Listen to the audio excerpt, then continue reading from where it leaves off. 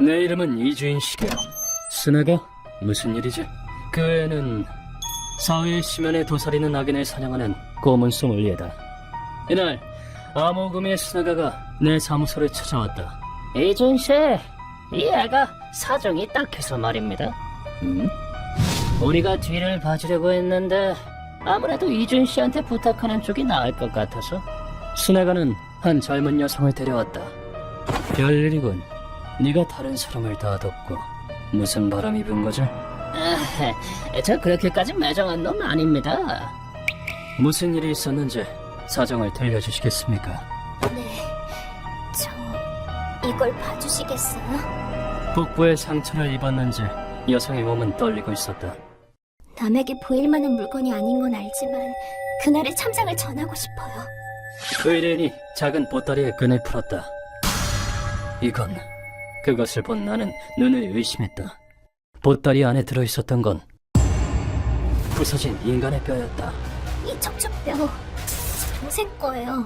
그 사실에 귀를 의심하지 않을 수 없었다. 제 동생을 죽이고 가방으로 만든 범인을 지옥에 떨어뜨려 주세요.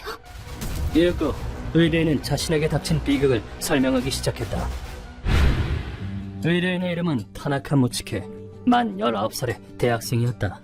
언니, 3세트만 더 하자. 탄탄한 엉덩이는 스쿼트로 완성된다고. 의뢰인에겐 야요이라는 한 살 어린 동생이 있었다. 자매는 장신이었다. 허리 쭉 펴고. 두 사람은 그 점을 살려 모델이 되고자 했다. 전속 모델 오디션 불합격이라니. 괜찮아. 포기하지만 않으면 꿈을 이룰 수 있다니까. 언젠가 둘이서 꿈을 펼치게 될 그날을 기대하며. 그러던 어느 날 그 얘기 들었어? 와다 디자이너가 브랜드 모델을 구한대. 이 기회 놓칠 수 없지. 세계적인 가방 디자이너가 전속 모델을 모집한다는 소식을 접했다. 두 사람은 당연히 모델에 지원했다. 지원자 엄청 많다. 예상은 했지만 경쟁률 장난 아니겠네. 그때 누군가가 자매에게 말을 걸었다. 안녕, 자매인가봐. 스타일이 좋네. 와다 선생님? 오디션의 주최자인 와다 본인이었다. 저희가 키만큼은 자신 있거든요. 쭉 뻗은 몸매를 위해서 열심히 관리했어요. 세계적으로 활약하는 디자이너기 때문일까? 개성이 확실하네. 아주 마음에 들어. 와다에게서는 비범한 기운이 느껴졌다. 오디션에 앞서 지원자들에게 의상이 배부되었다. 제법 도발적인 옷인걸? 바라던 바야. 시원하게 노출된 등이 의상의 특징이었다. 그리고 시작된 오디션. 뒤태도 평가 기준에 들어가는구나. 다른 지원자의 옷도 등이 노출되어 있었다. 등이 예쁘네. 밸런스가 좋아. 감사합니다. 자매는 자신들의 매력을 최대한 어필했다. 오디션이 끝나고 다들 수고했어. 선생님! 옷을 갈아입던 중 누군가가 탈의실에 난입했다. 들어온 사람은 와다 디자이너와 오디션 심사를 받던 또 한 명의 남자였다. 축하해. 너흰 합격이야. 남자들은 어딘가 일그러진 듯한 미소를 띠고 있었다. 정말인가요? 합격이라니. 정말이야. 너희 말곤 전부 돌려보냈어. 그리고 천천히 남자들에게 다가가려던 바로 그 순간 놈들이 스턴건을 꺼내들었다. 이제 너희 멋진 상품이 되는 거야. 남자의 전두시죠. 두 사람은 정할 틈도 없이 의식을 잃었다. 그 후 두 사람은 감옥 안에서 의식을 되찾았다. 다리에 뭘 찬 거야? 와다 선생님? 이제 정신이 드나? 당연히 두 사람은 항의했다. 족쇄를 풀어주세요. 이게 대체 어떻게 된 거죠? 와다는 마치 물건을 보는 듯한 무기질적인 눈빛이었다. 여긴 나만의 아틀리에야. 지금부터 널 가방으로 만들 거야. 와다의 말을 도저히 이해할 수가 없었다. 카메라가 있어. 왜지? 이유는 알 수 없었지만 방에는 카메라가 설치되어 있었다. 다음 순간 와다가 권총을 쥐었다. 자, 라이브 쇼를 시작해볼까? 발포된 탄환이 향한 곳은 야요이 씨의 복부였다. 동생의 배에서 피가 흘러나왔다. 좋았어. 명중. 안돼! 야야! 피를 흘리는 동생에게 다가가려 해도 족쇄가 발목을 잡았다. 얌전히 있어. 한낱 소질 따위가. 그리 중얼거리며 와다가 감옥 안으로 들어왔다. 그리고 야요이 씨의 족쇄를 풀었다. 여러분, 가방을 만들기에 앞서 사냥감의 숨통을 끊어야 합니다. 야요이 씨는 머리채를 잡힌 채 감옥에서 질질 끌려 나왔다. 우선 사냥감으로부터 소재를 채취합니다. 와다는 누군가에게 설명해가며 칼을 들어 올렸다. 그때부터 악령의 시간이 시작됐다.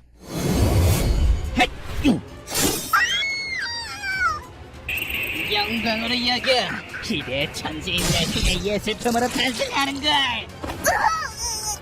와다는 웃으면서 야요이 씨의 등을 칼로 찢었다. 눈앞에서 펼쳐진 광경은 지옥보다 끔찍했다.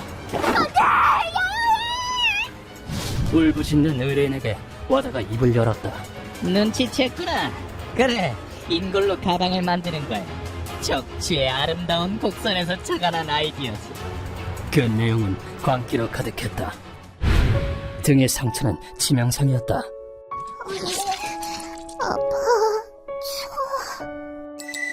그것이 사랑하는 동생의 유언이었다.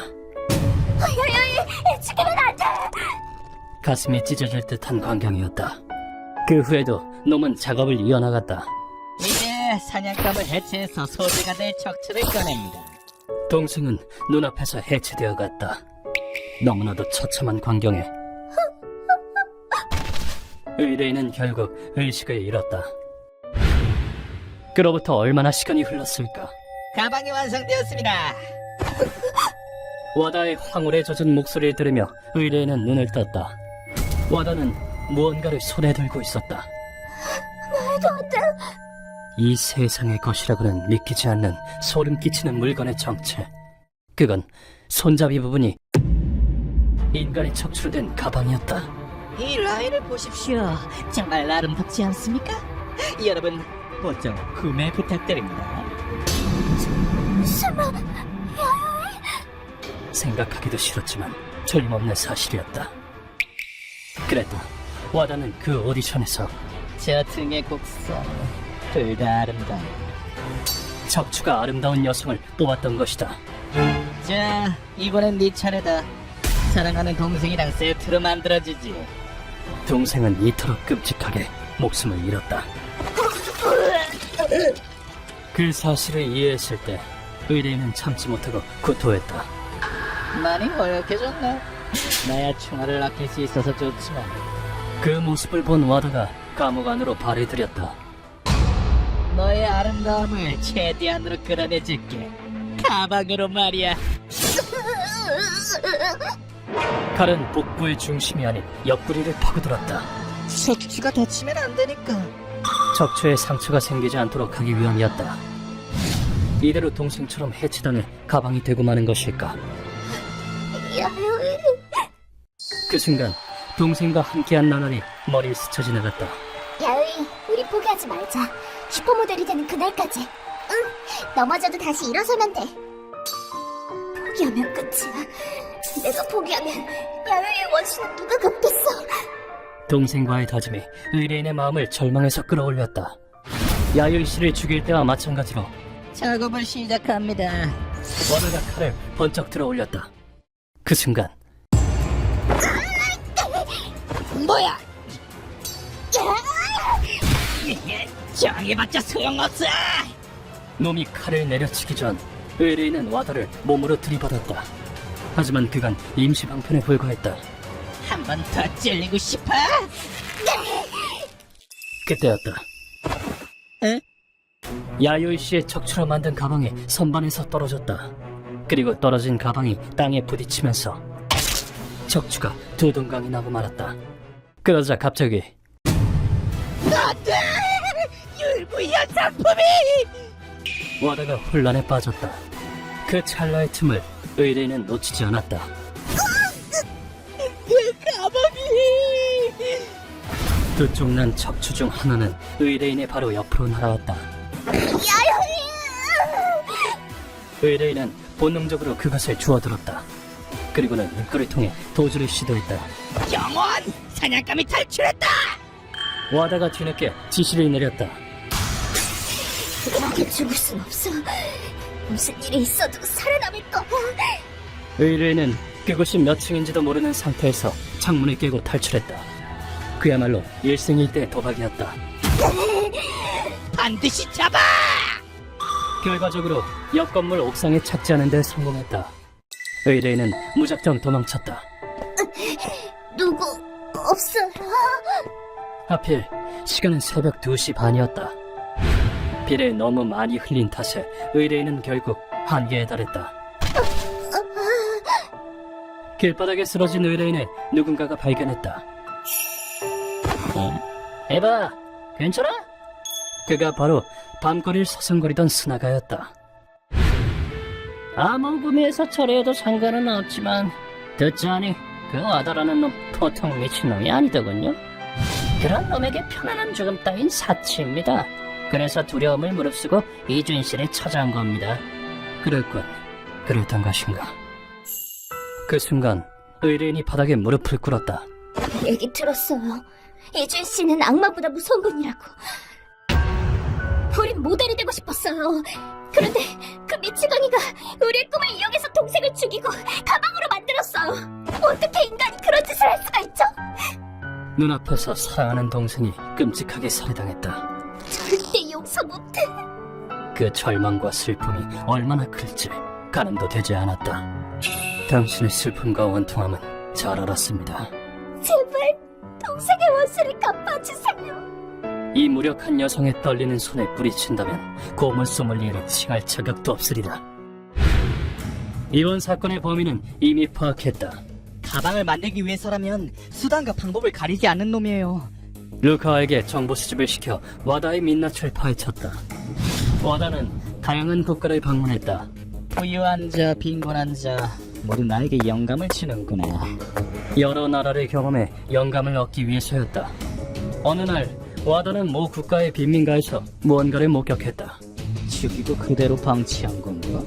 십자가에 묶인 채 백골이 된 창부였다. 그 중에서도 놈을 매료시킨 것은 이 부드러운 곡선을 봐. 척추를 구성하는 뼈 하나하나가 예술이야. 바로 척추뼈였다. 와다는 척추뼈의 디자인화를 시도했다. 이게 아니야. 내가 원하는 건 소름이 쫙 끼치는 박력, 투명한 백색이라고. 인공 척추로는 도저히 느낌이 살지 않아. 하지만 플라스틱이나 합성 수지로 만든 작품은 성에 차지 않았다. 결국 놈은 악마에게 영혼을 팔았다. 가짜로는 안 돼. 예술 완성시키려면 진짜 인간의 뼈가 필요해. 가방을 제작하기 위해 살인을 저지르기로 한 것이다. 믿기지 않지만 인골로 만든 가방은 외국의 호사가들에게 비싼 값에 팔린대요. 정말 믿기지 않는군. 그게 다가 아니에요. 신뢰도를 높이려고 제작 과정을 영상으로 찍어서 큰손 고객에게 송출하고 있어요. 실례? 웃기지도 않는군. 한창 작전 회의를 하던 중이었다. 이준 씨, 같이 가게 해주시죠. 화가 나서 털어버릴 것 같으니까. 의뢰인을 병원에 데려간 스나가가 사무소로 돌아왔다. 상관은 없다만 와다는 넘겨줄 수 없다. 그래도 괜찮겠나? 여무가 있겠습니까? 경호원들만 처지길 수 있으면 됩니다. 대신 제가 횟가닥해서 와다를 죽일 것 같으면 그때는 말려주십시오. 물론 말리겠지만 애당초 네가 정신만 잘 붙잡고 있으면 끝날 문제다. 최선을 다하겠습니다. 궁지에 몰린 국회의원이 상황을 무마시킬 때 이렇게 말하던데. 그럼 안 하겠단 소리잖아.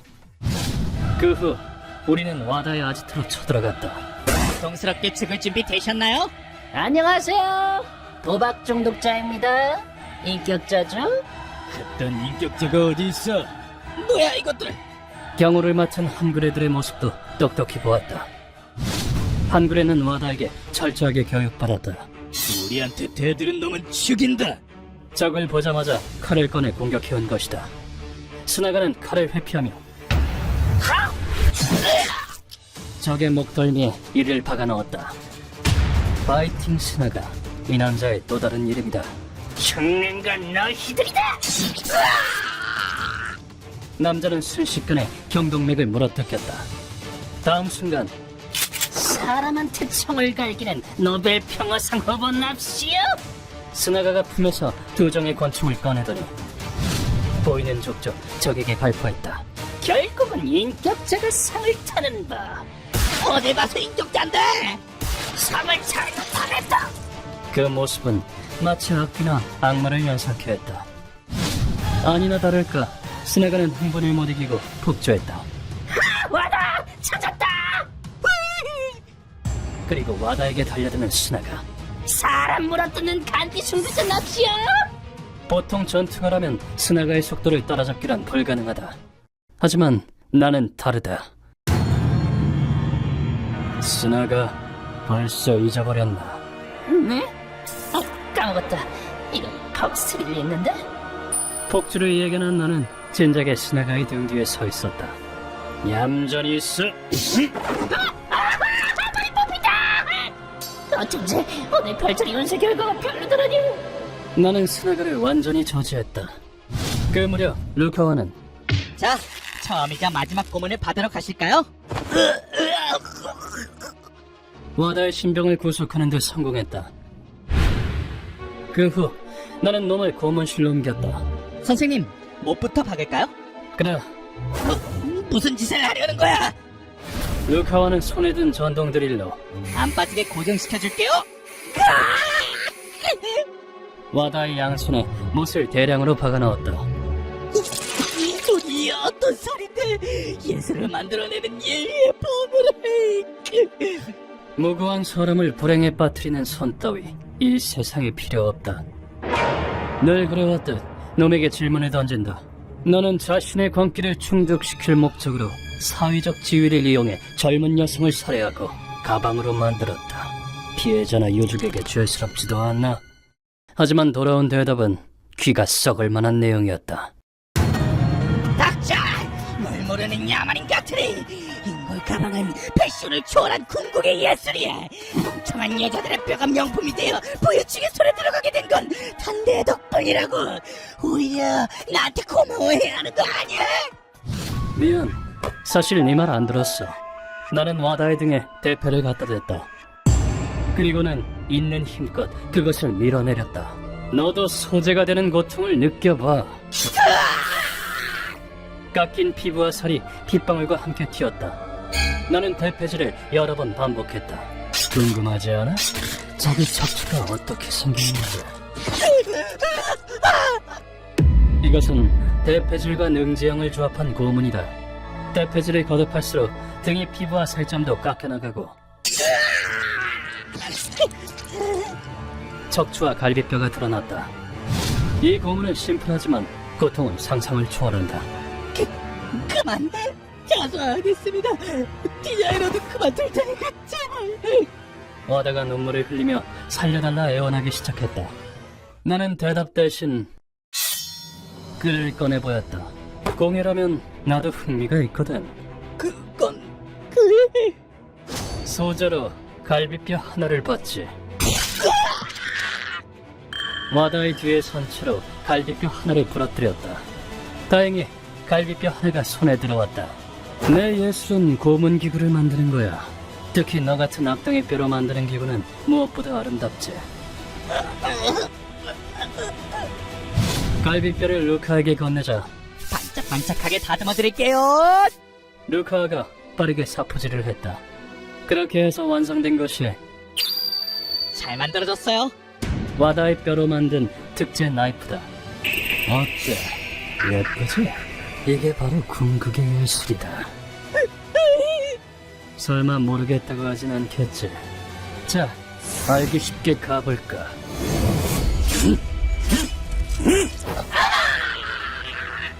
그 칼로 와다의 허벅지를 마구 찔렀다. 그러자 특제 나이프가 또 부러지고 말았다. 이런, 부러졌군. 매번 이렇다니까. 하여간에 약해 빠졌어. 부러진 칼을 버리고 다시 끈을 꺼냈다. 그럼 하나 더 뽑는 수밖에. 예술을 위해서. 왜 안 돼? 네 논리대로라면 나한테 고마워해야지. 예술을 위해 갈비뼈를 하나 더 부러뜨렸다. 그리고는 그 뼈로 다시 칼을 만들었다. 악당의 뼈가 명품이 됐군. 이게 다 내 덕분 아니겠어? 얼마나 잘 드나 테스트해봐야겠군. 칼은 조만간 부여친한테 팔아야겠어. 이것을 7번 반복한 끝에 와다는 자신의 뼈로 죽음에 이르렀다. 이따위 칼 팔아봤자 누가 사겠느냐마는. 이리하여 이번 의뢰는 마무리되었다. 야유이, 언니 포기 안 할게. 네 못다한 꿈을 반드시 이룰 거야. 파이팅! 할 수 있다! 동생의 꿈을 짊어지고 있는 한 무츠키 씨는 씩씩하게 살아갈 것이다. 휴먼버그 대학교에서는 어둠의 세계를 주제로 여러 가지 이야기를 소개하고 있습니다. 다른 영상도 꼭 한번 보시길.